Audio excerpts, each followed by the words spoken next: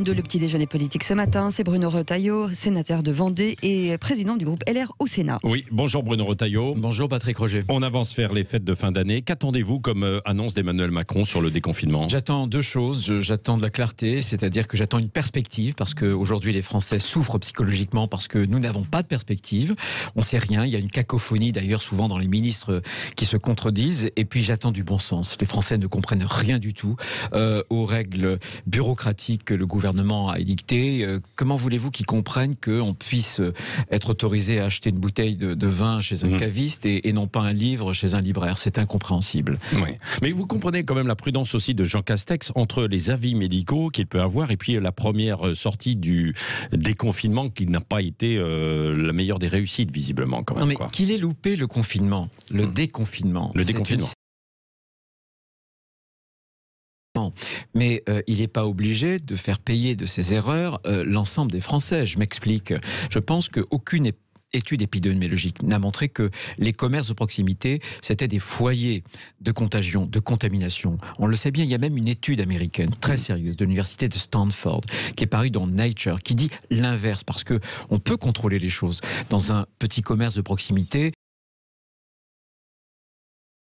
qu'on a tout interdit et du coup on se retrouve dans Oui, mais il y a aussi les galeries marchandes où il y a tous les commerces. Aujourd'hui, en fait, le petit commerce, il n'est pas qu'en cœur de ville. Il est dans les galeries marchandes où là, il y a beaucoup de monde et il peut y avoir des clusters. C'est la raison pour laquelle je pense que dès les prochains jours, le gouvernement devrait donner une perspective, notamment au commerce, en disant, écoutez, vous allez à partir du 27 novembre pouvoir ouvrir à deux conditions. Moi, je l'ai proposé. La première condition, avec un protocole renforcé, par exemple en vérifiant qu'au nombre de mètres carrés, par exemple 6 ou 7 mètres carrés, il y ait une personne. Les autres, comme lorsque je vais à la boulangerie pour acheter ma baguette, écoutez, souvent j'attends à l'extérieur, très bien, ok. Et puis ensuite, en donnant la main aux préfets. Les préfets, c'est-à-dire en territorialisant. Il ne faut plus que ce soit de Paris qu'on gouverne complètement la France, parce que les préfets savent bien que, effectivement, dans des galeries marchandes, là, du coup, on peut avoir un entassement. Et là, ça peut être dangereux. Mais franchement, dans des commerces de proximité, dans nos villages, dans nos villes moyennes, même dans des grandes villes, lorsqu'ils sont isolés dans une rue, mais où est le problème ? Où est le problème ? Et c'est grave parce que quand les Français ne trouvent pas en face d'eux des règles de bon sens, la confiance s'effrite. Et vous n'obtenez pas leur plein consentement, leur pleine coopération pour lutter contre le virus. Bruno Retailleau, qu'est-ce que vous pensez de la demande de Bruno Le Maire de décaler le Black Friday de quelques jours ? Mais tout ça, c'est de la foutaise. C'est le rôle du gouvernement de demander ça. Mais il n'en a aucun pouvoir. Qu'est-ce que ça veut dire ? Ça veut dire qu'on est dans l'absurdistan. L'absurdistan, c'est ce royaume autonome de France des technocrates. Voilà. Jamais les Français n'avaient entendu une telle pub d'ailleurs pour le Black Friday.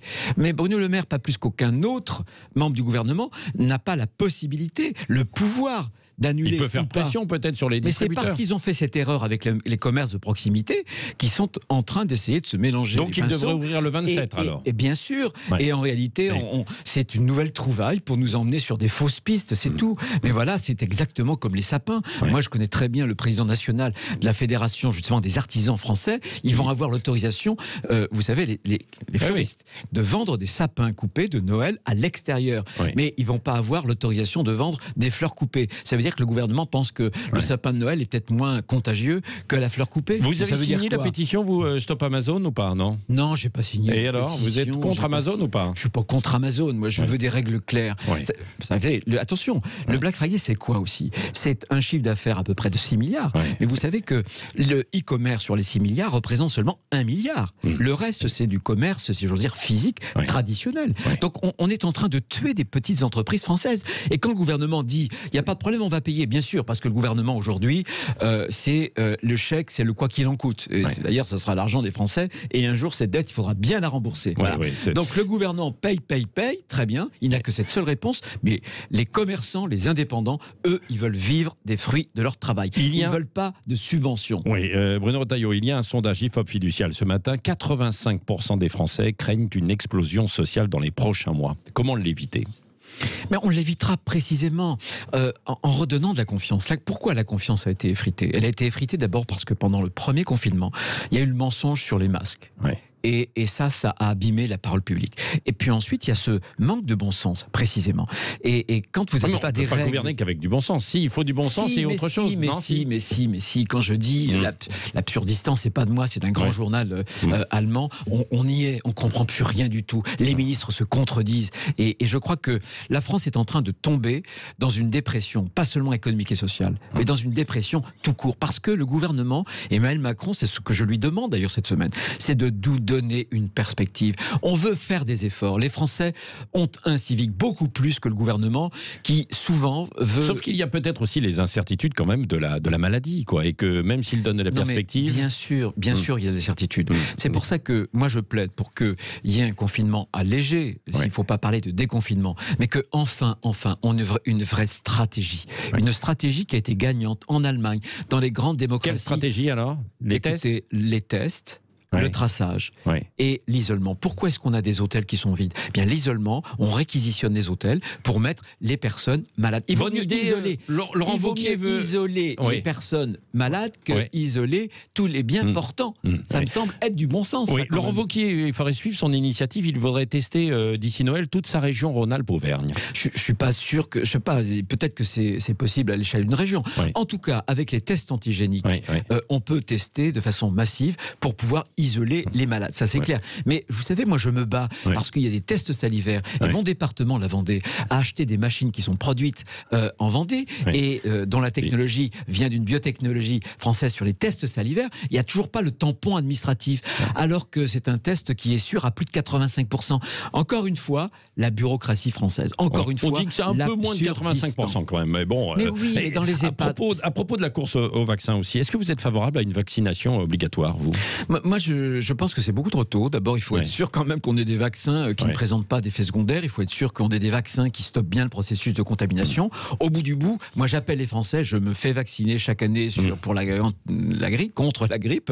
Eh bien, je pense qu'il faudra se faire vacciner. Je pense qu'il faudra des publics prioritaires. Je pense que, par exemple, pour les médecins soignants, dans les EHPAD, dans les hôpitaux, il faut que ce soit obligatoire. En revanche, je suis très sceptique sur notre capacité à imposer à la population générale une contrainte. Parce que comment la fera-t-on respecter ? On ira mettre des amendes ? J'aimerais bien voir comment on va faire. On parle beaucoup, Bruno Retailleau, de l'expansionnisme turc en ce moment. Emmanuel Macron a haussé le ton ces derniers jours, mais certains estiment qu'on délaisse malgré tout la population arménienne dans le Haut-Karabakh. Quel est votre projet de résolution ? J'ai vu qu'il y en avait un au Sénat qui devrait être discuté dans quelques jours. Exactement, et c'est une première. Vous savez qu'il y a 20 ans, pratiquement, la France a été, de toutes les nations du monde, la première nation, notre nation française, j'en suis fier, à reconnaître le génocide arménien.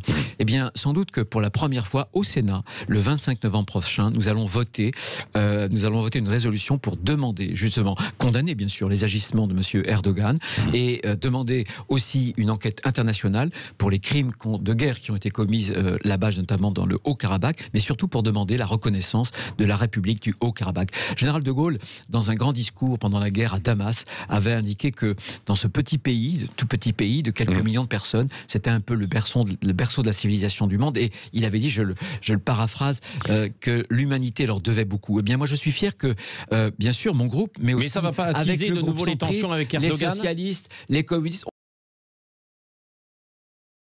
Dans cette période, Monsieur Erdogan conduit une politique d'expansionnisme islamiste, néo-ottoman et nationaliste. Regardez ses agissements en Syrie contre les Kurdes, regardez ses agissements aussi en Libye, regardez ses agissements même au cœur de l'Europe. Monsieur Erdogan, dimanche dernier, était à Chypre, un pays européen, pour attiser les braises de la division, de la fracture entre les deux États. Mais là, justement, il n'y a pas de réponse. Il n'y a pas de véritable réponse européenne. Mais c'est pourquoi la faiblesse. Pourquoi ? Eh bien, parce qu'il n'y a pas de fermeté, il n'y a pas de volonté. Et moi, je m'honore que le Sénat, encore une fois, c'est une démarche qui ne concerne pas seulement mon propre groupe, je l'ai initié, mais d'autres groupes, notamment à gauche, sont venus dans cette démarche-là pour dire « Stop, monsieur Erdogan, stop ». On vous condamne maintenant. on engage un bras de fer. Parce qu'il y en a assez de tous ces Munich qu'on n'arrête pas de perdre en France et surtout avec l'Europe. L'Europe, c'est celle de l'impuissance aujourd'hui. Eh bien, heureusement, en France, il va y avoir une voix du Sénat qui va s'élever et qui va dire à M. Erdogan: regardez, on reconnaît vos crimes. Arrêtez, stop. Certes, ça n'est qu'une voix. Et ça commence par là, la politique. Le futur projet de loi sur le séparatisme arrive début décembre. Le texte a été baptisé projet de loi confortant les principes républicains. Le mot séparatisme a été enlevé. Bonne idée ou pas? D'abord, ça devait être un texte contre l'islamisme. Ensuite, pour la laïcité. Maintenant, c'est le respect des principes républicains. On voit bien que dans cette valse hésitation du vocabulaire, qu'il y a tout court une incertitude, une hésitation. Alors, ce texte-là, il est décevant. Tout n'est pas mal. Il crée, par exemple, au titre des côtés positifs, il crée un délit de mise en danger de la vie d'autrui à travers la diffusion, par exemple, sur Internet, d'informations qui concernent votre vie professionnelle, votre vie aussi familiale. Il crée aussi une sorte de principe d'opposition pour la polygamie, opposable, mais je m'étonne d'ailleurs qu'on soit à reconnaître dans une loi, enfin, c'est déjà le cas. En revanche, rien sur l'immigration, alors qu'il y a un lien, on le sait, entre l'immigration. Même Emmanuel Macron, d'ailleurs, a dû finir par le reconnaître, entre l'immigration et puis l'islamisation. Oui, mais c'est peut-être pas le même sujet, c'est un autre sujet. C'est le même sujet. Écoutez, souvenez-vous, qu'est-ce qui s'est passé quand même? Monsieur Samuel Paty, il a été décapité par quelqu'un d'origine russe, tchétchène. Le Tunisien, celui qui a égorgé 3 fidèles à Nice. Le tueur de Villeurbanne, avant à Marseille. Mais ce ne serait pas un grand fourre-tout, du coup, cette loi, alors, si on mettait l'immigration aussi dans le... Écoutez, avec Emmanuel Macron, on a toujours les grands discours, on a parfois des textes de loi, mais on n'a rien derrière. Voilà. Il faut traiter non seulement les conséquences, il faut traiter les causes. Et moi, je regrette qu'il n'y ait rien du tout sur l'immigration. Bien sûr, il faut expulser beaucoup plus pour les étrangers qui se trouvent notamment sur le sol français en situation illégale. Fiché S pour des milliers d'entre eux. Qu'est-ce qu'on fait? On est le premier pays d'Europe. Oui, mais il faut que les pays puissent les recevoir et acceptent de les recevoir. Tous les pays d'Europe ont fait. Tous les pays d'Europe les pays d'origine des personnes ont revu leur stratégie et ont durci leurs conditions, notamment d'immigration. Sur le droit d'asile, sur le regroupement familial, sur l'accès aux soins. Nous, non. Je regrette aussi que, par exemple, sur les marqueurs de l'islamisme comme le voile à l'université, dans les sorties scolaires, il n'y ait rien du tout. Voilà. Je déplore aussi que, par exemple, en matière de fermeture des mosquées, on n'ait pas un dispositif législatif plus opératoire. Donc là encore, on est dans l'entre-deux. Les préférons davantage de pouvoir pour pouvoir justement contrôler. Tout n'est pas mauvais. Je veux dire qu'il y a de bonnes choses qu'il faudra voter. Mais très franchement, le bilan, il est maigre et on n'a pas l'arsenal législatif, répressif et vraiment déterminé qu'on pouvait espérer avoir, en tout cas. Un mot aussi, Bruno Retailleau, puisqu'il y a la présidentielle de 2022 également en perspective. Vous réclamez toujours une primaire interne chez les Républicains, mais Christian Jacob semble freiner. Oui, pourquoi? comme vous dites, il semble. je réclame. Qu'est-ce qui va se passer? Je réclame un processus de choix démocratique, pas seulement pour les militants, bien sûr pour les militants, mais aussi pour les sympathisants. Voilà. Je pense qu'au XXIe siècle, pour l'élection la plus importante, eh bien, les gens qui nous supportent, qui viennent coller des affiches ou qui votent pour nous, on doit leur donner la parole. On leur a déjà donné la parole. On a fait une erreur de diagnostic. On a dit, oh là là, on a perdu en 2017 à cause des primaires. Non, c'était à cause des affaires. Mais il faut refaire la même primaire, alors. Non, je pense... Alors, j'ai fait des propositions pour la modifier, notamment sur 2 points. Je pense qu'une primaire en 2 tours, ça tend énormément, ça attise les tensions. Et deuxième point, je pense qu'on pourrait avoir un statut du sympathisant pour qu'on puisse faire en sorte que chacun ne puisse pas voter, quelles que soient leurs convictions. Parce qu'en 2016, il suffisait de signer une charte. Donc il faudrait quoi alors? Il faudrait signer quelque chose de différent. Je fais une proposition. Il faudrait par exemple s'engager avec une cotisation d'un statut de sympathisant qui ne serait pas celui du militant. Vous ne seriez pas encarté, mais vous accepteriez par exemple de figurer sur un fichier. Voilà, que ce soit un peu plus engageant. Élection en un tour alors. Un tour, alors il peut y avoir un tour, il peut y avoir un vote de type canadien préférentiel pour que ce soit un peu moins brutal. Mais ce que je veux dire, c'est que, vous voyez, je suis ouvert. Simplement, ne remettons pas en cause ce principe d'aller vers les gens et de leur demander de prendre la parole. Mais est-ce que vous croyez sur un choix qui engage leur avenir? Christian Jacob, il freine parce qu'il attend Nicolas Sarkozy? Non, mais je pense que non, mais c'est un Christian recours, Jacob, Nicolas Sarkozy, encore pour la droite. Je sais que pour beaucoup de nos militants, oui. ça a été une expérience traumatisante. Donc c'est normal que Christian Jacob, je veux dire, puisse en tenir compte. Simplement, je dis à Christian Jacob qu'on a perdu quand même avec la candidature qu'on nous promettait de François Baroin pratiquement 1 an. Et là, on va encore perdre 1 an. Et tant qu'on n'incarnera rien du tout, bah voilà, on va laisser Monsieur Macron et Madame Le Pen caracoler en tête des sondages. Parce Et que Nicolas Sarkozy, bah, écoutez, il a un rôle à jouer encore. Mais Nicolas Sarkozy a ce rôle tutélaire. Je ne crois pas un instant à son retour. Pourquoi ? Parce que je le crois à lui. Il le proclame à chaque interview. Il dit non, mon objet c'est plus la politique. Le mot de la fin avec Cécile Ménibus, Bruno Retailleau. Oui, le professeur Raoult est poursuivi par l'ordre des médecins, notamment par son traitement sur la chloroquine. Il est soupçonné de charlatanisme, ce qui est quand même assez énorme. Il affirme, lui, être victime d'un complot politique et médical. Est-ce que vous allez dans le sens de cette hypothèse ? Non, mais moi je suis pas du tout un complotiste. Moi j'ai été un des premiers. Vous l'avez soutenu en mars. Ah oui, vous l'avez soutenu. Exactement, en mars à le soutenir. Pourquoi ? Parce qu'à l'époque on était dans une épidémie qui faisait des morts. Des milliers de morts. Nous n'avions pas de vaccin, nous n'avions pas de traitement. Et l'hydroxychloroquine, des grands médecins m'avaient indiqué, c'est pas moi, Bruno Retailleau, qui était sorti subitement. Les grands médecins m'avaient indiqué, écoute, on en connaît depuis des dizaines d'années, on l'a administré à des centaines de millions de personnes, on connaît très très bien ce médicament, les droits sont tombés dans le domaine public et les contre-indications, on les connaît. Donc on n'a pas le droit de refuser justement une piste qui peut être intéressante. Le débat n'est pas clos. Franchement, il y a un acharnement contre Raoult. Monsieur Raoult, professeur Raoult, un charlatan, alors qu'il est reconnu sur la scène mondiale comme un grand scientifique, sans doute qu'il est particulier, sans doute qu'il a des allures de barre de sel, sans doute qu'il n'a pas la langue dans sa poche, sans doute se trompe-t-il parce que tout le monde se trompe. Écoutez, vous vous souvenez les scientifiques comment ils nous ont rien du tout. Donc franchement, les diaphorus à la Molière, il y en a des tonnes. Vous vous souvenez de cette étude dans Lancet qu'on décrivait justement pour mettre en prêche les hypothèses du professeur Raoult, qui s'est elle aussi retrouvée en tout cas, ça a été une tartufferie.